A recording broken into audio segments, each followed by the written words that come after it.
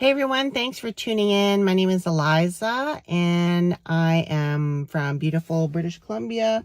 And I just acquired a new to me 2023 Ford Ranger Lariat.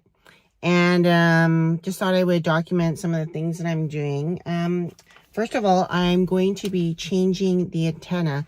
The antenna is super long, as you can see.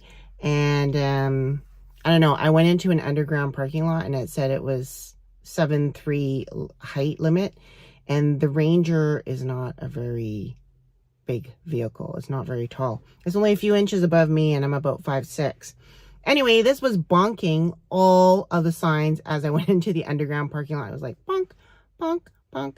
But I know that this is flexible and it would have been okay. But for me, I didn't like it. So I went to Amazon. Of course, Amazon, and I bought, here it is. It is a little mini replacement.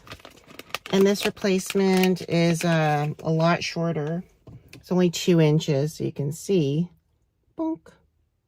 Yeah, way shorter. So that's going to help me with not bonking all of the signs when I go into an underground.